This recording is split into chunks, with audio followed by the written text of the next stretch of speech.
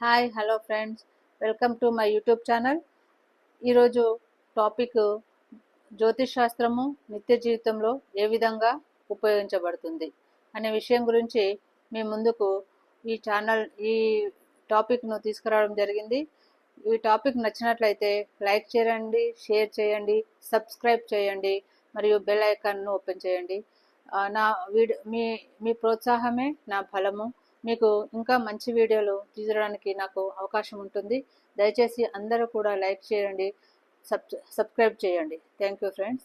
వీడియోలోకి వెళ్ళే ముందు మనకు ఇంతకుముందు వీడియోలు మీరు ప్రతి వీడియో కూడా ఈ జ్యోతిష్ శాస్త్రము నిత్య జీవితం ఉపయోగమైన వీడియోలు అన్నీ చూడాల్సిన అవసరం ఉంటుంది. ఎందుకంటే 27 నక్షత్రాలనే మనం అందరము కూడా జన్మించుంటాము. కాబట్టి ప్రతి ఇంటిలో మీకు తెలిసిన వారిలో కూడా ఈ నక్షత్రాల వాళ్ళు ఉంటారు. ఒక్క నక్షత్రం గురించి తెలిస్తే మనకు సరిపోదు. అన్ని నక్షత్రాల గురించి తెలుసుకున్నప్పుడే మన కుటుంబ జీవితము బాగుంటుంది. కుటుంబంలో అందరి వ్యక్తుల జాతకాలు కూడా మనకి తెలియబడతవి. ముఖ్యంగా నేను చెప్పాను 27 నక్షత్రాలు, అశ్విని టు రేవతి, మొత్తం 27 నక్షత్రాలు.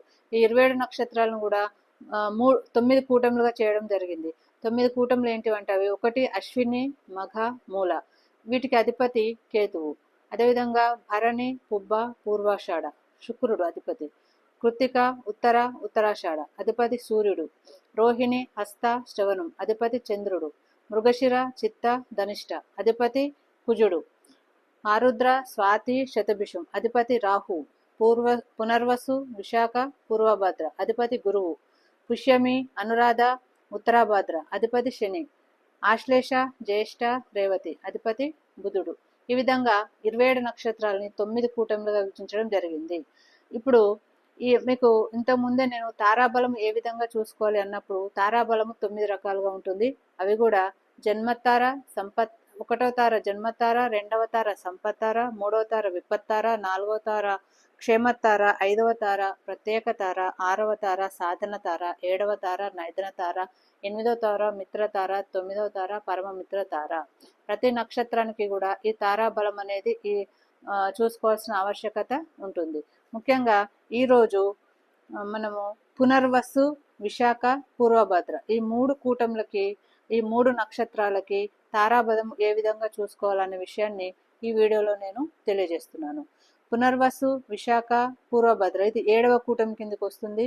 ఈ పునర్వసు, విశాఖ, పూర్వభద్ర ఈ 3 నక్షత్రాలు కూడా ఒకటే తార కిందకి వస్తవి. అవి జన్మతార. అంటే ఈ నక్షత్రంలో, ఈ 3 నక్షత్రాల్లో ఏదో ఒక నక్షత్రంలో పుట్టి ఉంటారు. ఈ 3 నక్షత్రాలను కూడా అది జన్మతార కిందగానే పరిగణించవలసి వస్తుంది. వీటికి అధిపతి గురువు. వీటికి రెండవ తార ఎవరు అంటే పుష్యమి, అనురాధ, ఉత్తరాభద్ర. ఈ 3 తార కూడా, ఈ 3 నక్షత్రాలు కూడా వీళ్ళకి సంపత్తార కిందికి వస్తుంది. కాబట్టి ఏ మంచి పనులు చేయాలన్నా కూడా పుష్యమి నక్షత్రము, అనురాధ నక్షత్రము, ఉత్తరాభద్ర నక్షత్రము వీరికి చాలా బాగుంటుంది. తర్వాత ఆశ్లేష, జ్యేష్ఠ, రేవతి ఇవి విపత్తారల కిందికి వస్తాయి. కాబట్టి ముఖ్యమైన పనులు ఈ నక్షత్రాలలో చేయకుండా ఉండడమే చాలా మంచిది. అదేవిధంగా వీరికి క్షేమతారలు ఏవి అంటే నక్షత్రాలు అశ్విని, మఘ, మూల. అశ్విని, మఘ, మూల నక్షత్రాలు వీళ్ళు క్షేమతారల కిందికి వస్తాయి. కాబట్టి ఎలాంటి విషయాలైనా కూడా అంటే ముఖ్యమైన విషయాలు, ముఖ్యమైన పనులు ఈ క్షేమతారలో చేసినట్లయితే చాలా బాగుంటుంది. ఆ తర్వాత భరణి, పుబ్బ, పూర్వాషాఢ ఇవి వీళ్ళకి ప్రత్యేక తారల కిందికి వస్తాయి. ఈరోజు ముఖ్యమైన పనులు చేసినట్లయితే కొంత వ్యతిరేకత అనేది ఏర్పడడానికి అవకాశము ఉంటుంది. కాబట్టి ముఖ్యమైన పనులు వాయిదా వేసుకోవడము చాలా మంచిది. అదేవిధంగా కృత్తిక, ఉత్తరాషాఢ ఇది సాధన తార కిందికి వస్తాయి. ఈ నక్షత్రాలు సాధన తారలో ఉన్నవి కాబట్టి వీళ్ళు కృత్తిక, ఉత్తరాషాఢ నక్షత్రాల్లో సాధన తారలో పనులు మొదలుపెట్టినట్లయితే తప్పకుండా విజయాన్ని సాధిస్తారు. అదేవిధంగా రోహిణి, హస్త, శ్రవణం ఇవి 7వ తారలో ఉన్నవి. అంటే 7వ తార నైదన తార. నైదన తారలో ముఖ్యమైన పనులు చేయడము తక్కువ చేసుకోవాలి. తప్పనిసరి పరిస్థితులు అయితేనే నైదన తారలో పనులు చేసుకోవాలి. అదేవిధంగా మృగశిర, చిత్త, ధనిష్ట ఇది 8వ తార. కాబట్టి తప్పనిసరిగా ఈ 8వ తారను మనము అన్ని పనులకు ఎక్కువగా యూజ్ చేసుకోవచ్చును. ఇది మిత్రతారలో ఉంది. కాబట్టి మృగశిర, చిత్త, ధనిష్ట నక్షత్రాలలో మీ ముఖ్యమైన పనులను చేసుకోవడానికి అవకాశము ఉంటుంది. అదేవిధంగా ఆరుద్ర, స్వాతి, శతభిషం ఇవి పరమమిత్ర తారలో ఉన్నవి. ఇవి కూడా మంచి పనులు చేసుకోవడానికి అవకాశము ఉంటుంది. అయితే ఇక్కడ పునర్వసు, విశాఖ, పూర్వభద్ర ఈ నక్షత్రాలకే నేను చెప్పాను, ఇవి జన్మ నక్షత్రాలకు. ఈ జన్మ నక్షత్రాలకు ఈ విధంగా తారాబలం చూసుకొని పనులు మొదలు పెట్టినట్లయితే విజయం సాధించడానికి అవకాశం ఉంటుంది. అయితే ముఖ్యమైన పనులు మాత్రమే, ఏదైనా శుభకార్యాలు కానీ, వివాహ సంబంధించిన కార్యక్రమాలు కానీ, ఇంకా అట్లాంటివి మాత్రము మనము గురువు గారిని సంప్రదించి అవి తారాబలము ఏ తార అవి చూసుకొని చేయడం మాత్రమే జరుగుతుంది. అలా చూసుకొని చేయాల్సిన అవసరము ఉంటుంది. మన నిత్య జీవితంలో ముఖ్యమైన పనులు మాత్రమే ఈ విధంగా తారాబలం చూసుకొని ముందుకెళ్ళినట్లయితే తప్పనిసరిగా విజయాన్ని సాధిస్తారు. మన కుటుంబాలు శాంతితో, మనశ్శాంతితో ఉండాలి అంటే కొంత జ్యోతిష్ శాస్త్రంను అన్వయించుకున్నట్లయితే తప్పకుండా మనశ్శాంతి దొరుకుతుందని నా యొక్క నమ్మకము. మీరు కూడా ఎలా ఉంటుందో అనేది కామెంట్ చేయండి. Thank you friends. Hello friends, welcome to my YouTube channel. మీ వావిలాల స్వరూపరాణి. నేను జ్యోతిష్ శాస్త్రము నిత్య జీవితంలో ఉపయోగకరము ఏ విధంగా అనే టాపిక్ గురించి వీడియో చేస్తున్నాను. ఈ వీడియోలు మీకు నచ్చినట్లయితే షేర్ చేయండి, లైక్ చేయండి, సబ్స్క్రైబ్ చేయండి మరియు బెల్ ప్రెస్ చేయండి. ఎందుకంటే మరిన్ని వీడియోలు మీ ముందుకు రావడానికి, నోటిఫికేషన్ రావడానికి అవకాశం ఉంటుంది. మీ ప్రోత్సాహమే నా బలము. ఇలాంటి మంచి మంచి వీడియోలు కావాలని అంటే మీరు కామెంట్ రూపంలో కూడా తెలియజేయండి. ఫ్రెండ్స్, ఈరోజు 27 నక్షత్రాలు, 9 కూటములు, 9 తారాబలాలు వీటి గురించి మీకు ప్రతిరోజు వీడియోలో వివరించడం జరుగుతుంది. అయితే ఈరోజు 8వ కూటమి అయిన పుష్యమి, అనురాధ, ఉత్తరాభాద్ర ఈ నక్షత్రం వాళ్ళకి ఏ నక్షత్రాలు తారాబలం బాగుంటుందో అని తెలియజేయడము జరుగుతుంది. ముఖ్యంగా పుష్యమి, అనురాధ, ఉత్తరాభాద్ర ఈ 3 నక్షత్రాల్లో కనుక పుట్టినట్లయితే వీళ్ళు ముగ్గురు లక్షణాలు ఒక రకంగానే ఉంటాయి. వీరికి శని అధిపతి. వీరికి సంపత్తార కిందికి ఆశ్లేష, జ్యేష్ఠ, రేవతి వస్తాయి. 2వ తారలైన ఆశ్లేష, జ్యేష్ఠ, రేవతి సంపత్తారాల కిందికి వస్తాయి. ఇవి వీళ్ళకు మంచి నక్షత్రము. తర్వాత అశ్విని, మఘ, మూల వీళ్ళకు విపత్తారాల కిందికి వస్తుంది. ఈ రోజుల్లో ఎలాంటి పనులు కూడా అంత ముఖ్యమైన పనులు చేయకూడదు. తర్వాత భరణి, పుబ్బ, పూర్వాషాఢ క్షమత్తార కిందికి వస్తాయి. కృత్తిక, ఉత్తరాషాఢ ఇవి విపత్తారాల కిందికి ప్రత్యేక తారాల కిందికి వస్తాయి. ఇందులో కూడా ఎలాంటి మంచి పనులు చేయకూడదు. తర్వాత రోహిణి, హస్త, శ్రవణం సాధన తార కిందికి వస్తాయి. ఇవి చాలా మంచి నక్షత్రాలు. మీరు ఏ పనైనా కూడా ఈ తారాల్లో మొదలు పెట్టవచ్చు. తర్వాత మృగశిర, చిత్త, ధనిష్ట ఇవి మీకు నైదన తార కిందికి వస్తాయి కాబట్టి ముఖ్యమైన కార్యక్రమాలు మొదలు పెట్టుకోవడమే మంచిది. తర్వాత ఆరుద్ర, స్వాతి, శతభిషం ఇవి మీకు మిత్రతార కిందికి వస్తాయి కాబట్టి ఎలాంటి ముఖ్య కార్యక్రమాలైనా కూడా కొనసాగించవచ్చును.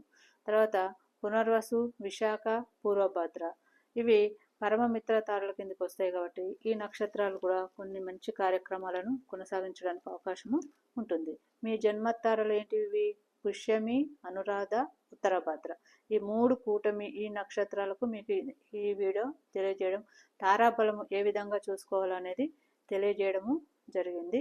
ఏమైనా పొరపాట్లు ఉంటే కూడా మీరు సవరించుకోవాల్సిందిగా కోరుచున్నాను. Hello, hi everyone, welcome to my YouTube channel Vavilala Swaruparani. నిత్య జీవితంలో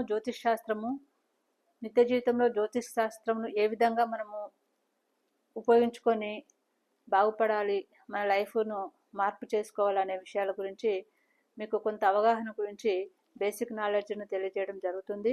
నక్షత్రాలు 27 నక్షత్రాలను 3 కూటములుగా విభజించడం జరిగింది. ఇప్పుడు నేను 8 కూటమి వాళ్ళకి కూడా తారాబలము ఏ విధంగా చూసుకోవచ్చునో తెలియజేసినాను. ఇప్పుడు 9వ కూటమికి ఏ విధంగా తారాబలంను చూసుకోవాలనేది తెలియజేయడం జరుగుతుంది. మీకు ఈ వీడియోలు నచ్చినట్లయితే తప్పకుండా సబ్స్క్రైబ్ చేసి నాకు మరింత ప్రోత్సాహాన్ని తెలియజేయండి. మీకు ఏవైనా డౌట్లు ఉన్నట్లయితే కామెంట్ రూపంలో కూడా తెలియజేయండి. నిత్య జీవితంలో జ్యోతిష్ శాస్త్రం అన్వయించుకోవడం వలన చాలా లాభాలు మాత్రము మనం పొందగలుగుతాము. తప్పనిసరిగా ఈ వీడియోలను మీరు అర్థం చేసుకోండి, నిత్య జీవితంలో ఉపయోగించుకోవడానికి ప్రయత్నం చేయండి. మీ ఫ్యామిలీలో తప్పనిసరిగా ఈ ఎన్నో నక్షత్రాల ఉంటారు. మన ఇంట్లో ఒక నలుగురం ఉన్నట్లయితే మా వైఫ్ అండ్ హస్బెండ్ది నక్షత్రాలు ఉంటవి, పిల్లల నక్షత్రాలు ఉంటవి. ఈ విషయం కనుక తెలుసుకున్నట్లయితే ఈ నక్షత్రంలతోనే తారాబలం ఎంచుకొని మీరు ముఖ్యమైన పనులను ప్రారంభించినట్లయితే తప్పనిసరిగా విజయాన్ని సాధిస్తారు. ఈరోజు 9వ కూటమైన ఆశ్లేష, జ్యేష్ఠ, రేవతి నక్షత్రములు. ఇవి 3 కూడా ఒకే సిరీస్లో ఉంటవి. వీటి ఈ నక్షత్రాల్లో పుట్టిన లక్షణాలు కూడా ఒకేలాగా ఉంటారు దాదాపు. అయితే వీరికి బుధుడు అధిపతి. ఈ ఆశ్లేష, జ్యేష్ఠ, రేవతి వీరికి జన్మత్తారు అవుతుంది. ఈ రోజుల్లో కనుక మీరు ఏదైనా పని మొదలుపెట్టినట్లయితే క్యాలెండర్ చూసినట్లయితే ఆశ్లేష కానీ, జ్యేష్ఠ కానీ, రేవతి కానీ 3 నక్షత్రాలు కనుక ఉన్నట్లయితే ఆ రోజు మీకు అది జన్మత్తార కింద పరిగణించబడుతుంది. మీకు నెక్స్ట్ అశ్విని, మఘ, మూల ఈ నక్షత్రాలు కనుక ఉన్నట్లయితే మీకు ఆ రోజు సంపత్తార కిందగా పరిగణించబడుతుంది. నెక్స్ట్ భరణి, పుబ్బ, పూర్వాషాఢ కనుక ఉన్నట్లయితే విపత్తార కిందగా పరిగణించబడుతుంది. తర్వాత కృత్తిక, ఉత్తరాషాఢ ఉంటే క్షేమత్తార కిందగా పరిగణించబడుతుంది. రోహిణి, హస్త, శ్రవణం ప్రత్యేక తార కిందగా పరిగణించబడుతుంది. మృగశిర, చిత్త, ధనిష్ట సాధన తార కిందగా పరిగణించబడుతుంది. ఆరుద్ర, స్వాతి, శతభిషం నైదన తార కిందగా పరిగణించబడుతుంది. పునర్వసు, విశాఖ, పూర్వభద్ర మిత్రతారల కిందగా పరిగణించబడతాయి. పుష్యమి, అనురాధ, ఉత్తరభద్ర పరమమిత్ర తారలుగా పరిగణించబడతాయి. నేను మీకు ముందే తెలియజేసినట్లుగా జన్మతార, సంపత్తార, విపత్తార, క్షేమత్తార, ప్రత్యేక తార, సాధన తార, మిత్రతార, పరమమిత్రతారలుగా విభజింపబడతాయి. ఇందులో మీ నక్షత్రం నుంచి 2వ నక్షత్రము సంపత్తార కిందగా పరిగణించబడుతుంది. తర్వాత 4వ తార క్షేమత్తార కిందగా పరిగణించబడుతుంది. 6వ తార సాధన తార కిందగా పరిగణించబడుతుంది. 8వ తార మిత్రతార కిందగా పరిగణించబడుతుంది. 9వ తార పరమ మిత్రతార కిందగా పరిగణించబడుతున్నవి. ముఖ్యమైన కార్యక్రమాలకు కానీ, వివాహ సంబంధాలకు కానీ, ఏ విషయంలో కూడా మనము క్షేమత్తారను యూజ్ చేసుకోవచ్చు. తర్వాత ఏదైనా కార్యసాధన కావాలి అంటే సాధన తారను యూజ్ చేసుకోవచ్చును. సంపత్తార కూడా మంచి తారనే. తర్వాత మిత్రతార చాలా మంచి తార, పరమమిత్రతార కూడా మంచి తారనే. ముఖ్యమైన కార్యక్రమాలు మాత్రము జన్మతారలు, విపత్తారలు, ప్రత్యేక తారలు, నైదన తారలు మొదలు పెట్టకండి, ఇబ్బందులు పడకండి. జ్యోతిష్ శాస్త్రంను నమ్మండి, మీ జీవితాన్ని సరిచేసుకోండి. Thank you friends.